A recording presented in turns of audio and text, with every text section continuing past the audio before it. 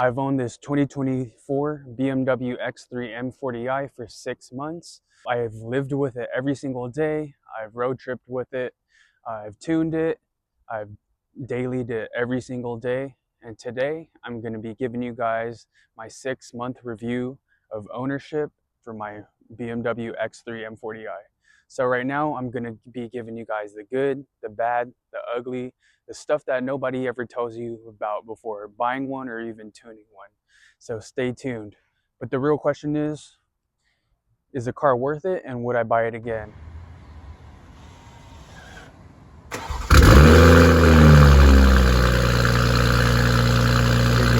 Would it do? Would it do? Would it do? Would it do? Would it do, YouTube? It's your boy CJ. Today we got a big banger for you guys. First of all, I want to shout out you guys. We hit a 200 subs, so I'm very thankful in my heart that everyone that supports this channel. You know, is something that I really love enjoying and doing the car stuff, you know. But anyways, today's video is going to be about the 6 months of ownership for my BMW X3 M40i. So as you guys see here, we've done a lot in 6 months. I've tuned it, threw on some carbon fiber, threw on flex fuel, the whole shebang. But the next thing is going big turbo, and shit, I might have to. But anyways, you guys, Merry Christmas, Happy Holidays. This video is probably going to drop before then, so just want to give you guys a big shout out. All you guys that support me, support the channel, watch these goodies. But we're going to take a seat, and I'm going to have my phone out for this video just because I got some other notes. Let's get into it. So the first thing I want to talk about, why I bought the X3 M40i. Chose the X3 M40i over the X3M, like the SQ5, stuff like that. The first thing is the daily and performance balance of the B58. Before, if you guys don't know, I've mentioned it in a couple other videos, and I'll probably reference this again. I was a big Lexus guy. I had a GS 300 for my first car, 2001. Second car I ever bought was a 2013 GS 350. And then when I had my son, I ended up buying a GX 470. It was like a 2004, but if you guys look on my Instagram, that thing was loaded. Probably the cleanest one. Honestly, it was probably the cleanest one in SoCal, cleanest one in the US, like looks wise, besides the fading paint. But anyways, let me get back to the original topic of why I bought the X3 M40i over let's say like another Lexus or like an Audi or the X3M. So first things first, man, the B58 daily ability and reliability and the powertrain. So first things I just want to mention is the B58. This thing comes at like 300 something, 300 and 300. I honestly don't know the exact numbers, but it's pretty freaking fast, especially for an SUV. So comparing this and like my other cars that I've had, man, it's a big power jump, especially like the off the line, the X drive and all that good stuff. I would most definitely recommend it if you want like an entry level faster car, especially with a lot of tuning potential. As you guys see, it's so easy to just throw. I know people make fun of this a lot, but throwing on like a downpipe, a tune, just get you like 100 more freaking horsepower, and that's like probably like stage 2 on 91, man. But this thing moves, man, compared to dailying it. When I was stock, man, just going back, I only probably stayed stock for like what, 2-3 months. But during the time I was stock, man, fun times with the car, you know.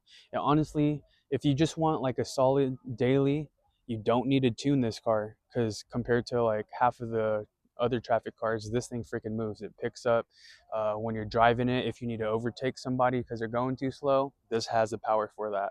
So that's the first thing I want to mention.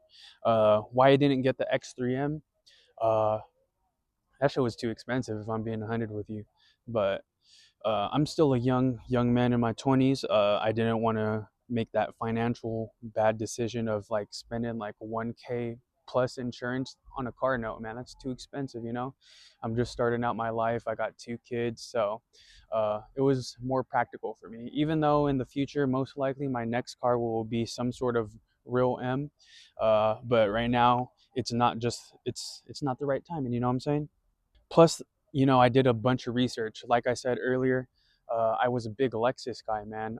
Coming from the Lexus community, it's everything's about reliability. And for Toyota to even put the B58 in the Mark V Supra, that says a lot about like the German engineering, the B58 and its reputation. Because there's a reason why everyone nowadays wants a B58, especially like due to the aftermarket support, all that good stuff. Next thing I want to talk about is the performance after six months. So comparing stock to stage 2 now, especially throwing in some ethanol with my flex fuel sensor, this thing freaking moves. Sorry about that. I got a little airplane. Yeah, like I was saying, the if you like modding cars and all that good stuff, I have always like modded my cars a little bit, but this is the first time where I actually threw on some performance mods where it actually made a difference on the car. So from stock to E40, it's a huge game changer. Launches are crazier. Uh, Day-to-day driving experience, man, it's honestly not too bad. I still, as you guys could see, I'm still on the stock run flat tires on the 20s. I do have some wheels on the way, by the way. Shout out Alibaba. There are some reps, blah blah blah, but whatever, I'll skip that part for now. The throttle response stock, it's pretty good, man. Can't even complain. Especially when you launch this bad boy, man, like the torque is instant. And comparing from stock to E40, man, it's a whole different game changer. If you guys don't see my videos in the probably like 2 weeks ago to like a month ago, where I do E30 then E40, I feel like E40 is a sweet spot since I am on MHD. And comparing from stock, does it feel too fast for daily use? Hell no. It's the perfect. uh, you honestly don't need to mod it, because this is the perfect, like if you keep everything stock, man, it's literally the perfect car, through gas, comfortability, while still feeling sporty, you know what I'm saying. uh, and compared to stage 2 E40 that I'm currently on, if it feels too fast for daily use, I wouldn't say so, man, because me, I like spirited driving every now and then. I'll always be going crazy down the streets and everything. You know, obviously I'm not trying to get pulled over, get a ticket, but it does make a difference. The 0 to 60 from stock, I think it's 4.4 seconds, and I need a draggy, but due to this butt dyno, I believe that my E40 is like around like 3.5 now, so almost like a whole second difference. Uh, Roll racing, I don't really roll race. Next thing I want to talk about is the daily driving reality. I know everyone wants to know if like this is like gonna be a good car for you. So coming stock, there's comfort mode, which is like completely, it's normal, man. It's comfort, literally. And sport plus. So that when you turn on the sport plus mode, it stiffens up the suspension a little, tightens up the steering, and you'll feel like more of the road. Uh, Especially in SoCal, I'd say we don't have the best roads down here. So uh, the ride quality is not too bad. Next thing I want to talk about is the cabin noise with my downpipe and exhaust. So I do have the Alibaba Valvetronic exhaust, where you could make it loud, make it quiet, and especially like when you're in comfort mode, you could do your settings on MHD. Like if you want the verbals, I have the verbals on. I like them. People are like, "Oh no, man, that's ghetto." Whatever, bro. Like you got to do what you like at the end of the day. You know what I'm saying? But the cabin noise with the downpipe and exhaust, it's honestly not too bad. It's comfortable for me. I got 2 little kids. They don't complain about it. You know what I'm saying? Uh, Especially like me, I work night shift, dude. I'm always going into work like at 7, coming home at 7:30 a.m. Got like a little like 15 to 20 minute drive, and honestly I always look forward to driving this bitch home, like when I get off work or when I'm going to work. Especially the cold starts, I love it, man. The neighbors might not like it, but I like it. And at the end of the day, you can like tune it to how you like. You don't if you guys don't want that cold startup noise, the hot startup roar, I believe that MHD calls it. You don't have to do that. One thing I do not like about it is like sometimes there's a slow little jerk. I don't know if it's like since I'm tuned on E40 now, that sometimes it jerks. So next thing I want to talk about are the cold starts annoying to me. Hell no, I love the sound, man. Obviously that's why you put on the exhaust. I have a titanium exhaust, if you guys see in the last clip. What else? Is there any drone? There's not really any drone, especially when you close the valves. No drone. I'd say there's no drone to me. So I have like a 200 cell catted downpipe from Alibaba and the Alibaba Valvetronic exhaust, which is titanium, and there's zero drone. Zero drone, like at low RPMs when you're just cruising. So that's another thing I love about this car. So next, this is a big one right here. My mileage, my MPG, the fuel use, and going on E40. How's the fueling? You know, so the miles per gallon on pump gas when I'm doing like mild spirited driving in the city and in the highway, it's kind of like I'd say about I'd be getting like 22 miles per gallon combined on city and highway. And since I'm E40 now, the ethanol, if you guys don't know, the ethanol burns a little faster. Uh, so I'd say currently it's been saying like 19 miles per gallon, which isn't too bad. Going back to what I said earlier, compared to my Lexus GS350, I was getting 19 miles per gallon combined on the city and highway, and compared to this thing, man, this thing moves. So you all tell me, man. And this is like way more sportier, especially like since it's an SUV too. Like, you take this any day. Not that like I don't love my Lexus boys anymore, but it's like the B58, man. There's a reason why there's hype about it. You know what I'm saying? Uh, and now like compared to E40, I'd say like it's a good, man. It's good.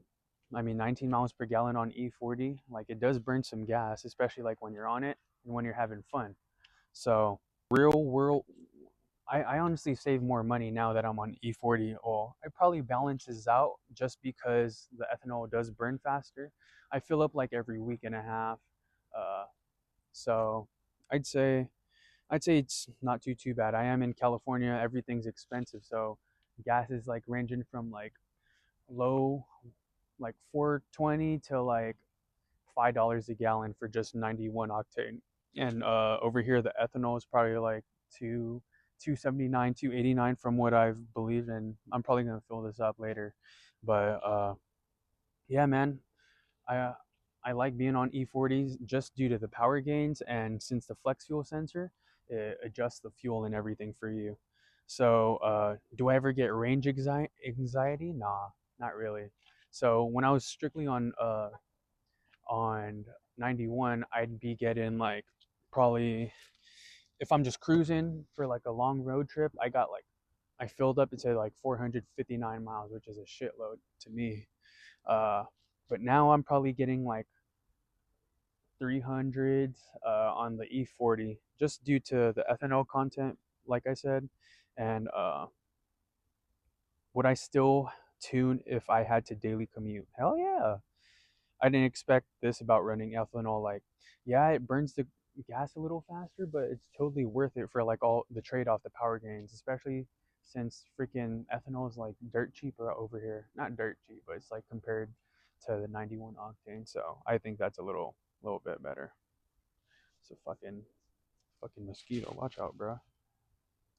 So next, I want to talk about maintenance, reliability, and issues. So oil consumption. Me, man, I haven't had no problems with the oil consumptions. Check engine light, I got a catted downpipe, zero check engine lights. Heat soak, I've never had problems with heat soak. Dealer visits, the only dealer visit I had with my car is from when I cracked my windshield, which is like fucking, it happened like 2 weeks when I got the car, 2 weeks after I got the car. But good thing I had the warranty on the car, man. So that was the only warranty that I had on the car that I kept also. So these freaking windshields, they need to get like calibrated and all that good stuff, whatever that means, man. But I was just happy that I bought the warranty. Basically, the warranty, it was like 1,000 something for like 3 years, 4 years of warranty. Nothing out of pocket, man. So any brake wear. So the only complaint I have about the brakes is these bitches leave on freaking a shitload of brake dust, man. Like annoyingly. Especially that I have black wheels or that I'm gonna be getting some chromie to the domie. Uh, yeah, that's the only thing. I'd say the brake dust. But the brakes are pretty good, man, especially like on E40. I've never had problems. I never hit nobody, so yeah.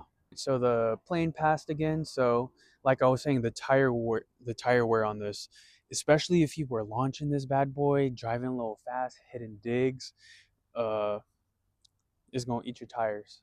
My front tires are low key. They're not too bad. I don't launch this every day. You know what I'm saying? But it does have increased tire wear due to the tune and the drivetrain and especially being on E40, you got more power, more torque heading towards the wheel, so it's more stress on your wheels, your drive shaft, all that good stuff. But it does eat the tires. I'm going to be switching out the run flats. I'm probably going to go Continental DSW06s when I get my new wheels.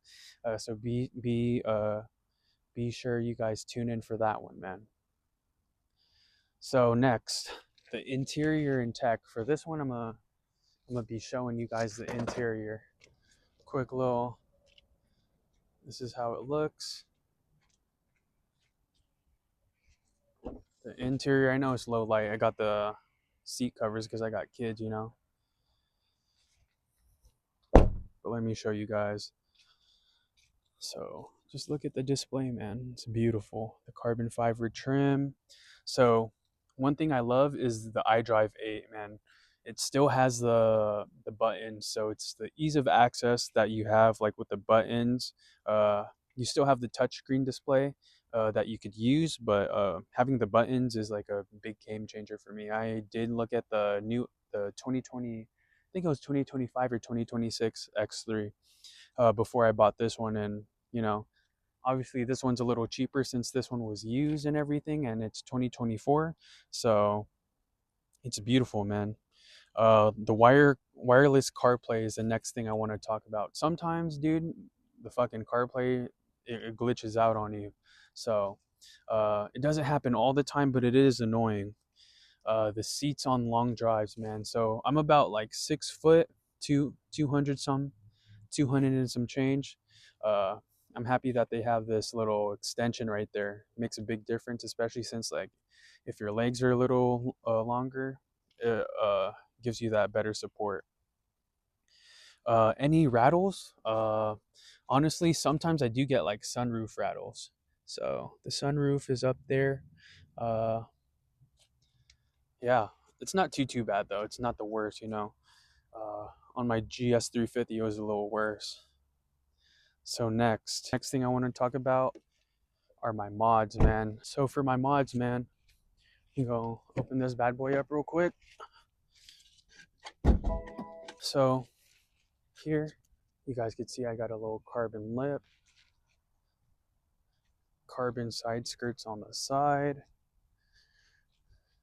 One of my favorite mods is the carbon fiber diffuser right here. Hold up, it's bussing, even though it's a little dirty. Actually, that's water right there. The carbon fiber diffuser makes this thing look way better. Next, I'm gonna pop the hood for y'all.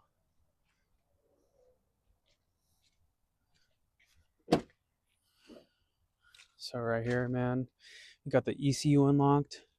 We got the flex fuel right there. And I'm not sure if we could see it, but we got that downpipe right there. It is catted, but yeah, I love this thing, man. Catted downpipe, the exhaust, the cosmetics. Is anything too loud? Nah, I feel like it's perfect, especially since I do have the But yeah, best mods are the downpipe and the tune. Obviously, not to be like Uh, Not to be like basic or anything, but it's true. The tune, the exhaust, and you know me, I like subtle carbon fiber. I also have these X3M uh, side vents. Put the M40i badge because I know there's a lot of haters that are gonna be like, oh, why would you put that on? It's not an X3M. It says M40i, bro. Hop off my nuts. Hop off my nuts, man. Uh, Nothing too loud. I wouldn't say anything's unnecessary. This is what I like, you know. At the end of the day, when you guys are building your car and your build, you guys got to remember, you guys want to do what you guys like. Fuck what everybody else thinks, man. At the end of the day, do you be authentic, be yourself. You know what I'm saying? Uh, what I do differently if I was starting over? I was talking to the homie Josh. Make sure y'all like and subscribe to his channel, man. But and the only thing I would probably do differently if I was starting over would be probably not get the carbon kit and just go straight big turbo, man. Because I got plans to build this car. Even though it's expensive, it's like it's what I like doing. You know what I'm saying? And I ain't never built a car like that. I might not specifically like build the trans myself. I'm gonna take that shit to a shop. I don't got time for that. Plus, I run the risk of me fucking it up. So I'd rather pay somebody. Uh, so next thing, what would I change if I bought this thing again? I would get an X3M, honestly, just because of the platform, the tuning. I'd want like a LCI one though, especially the one with the updated interior and all that good stuff. Uh, would I choose a different exhaust? Hell no. You save money at Alibaba, man. It's like the same shit. Uh, would I stay stock longer? Nah, I wouldn't, man. Uh, Different wheels and tires? Nah. I think these black ones, the all black, I don't know the exact model code for the OEM wheels that I have, but I think they're pretty solid, but I don't like the run flats. It is a little rougher, you know? So that's why I'm going to be changing it. So, last thing I want to talk about, if I would if I were in the future, like in the past, man, would I buy this car? Hell yeah. You should buy this car. This car is perfect for people that love tuning cars, people that uh, want that extra aftermarket support, especially like having a BMW, man. It's a big deal, you know. Especially for like younger people in my generation, is hyped up right now. Me, honestly, you guys could say like I followed the hype. I kind of did, you know. I wanted to see what the B58 is about. I wanted a solid aftermarket tuning platform with a lot of support, different routes that you could go with. Especially like I chose the X3 M40i over the M40i just because, you know, I have kids. Even though it's not a lot bigger, man, I still got my son kicking the back seat of my seat, so I put him behind the passenger so he could kick whoever's in the passenger, her mom, whoever it is, the homies. But yeah, uh, who should not buy this car, man? Uh, if you guys are like, if you guys don't like taking care of your car, like don't do your maintenance, especially with these types of cars, you guys want to take care of it. I believe in that every car is reliable if you take care of it, no matter what brand, Lexus, Toyota, BMW, Audi, whatever it may be. Uh, just make sure you take care of your car at the end of the day, especially if you're going to be like buying a newer one, a used one. You want to do your maintenance, the fluids, all that good stuff to make sure that you guys are keeping it in tip-top shape. And yeah,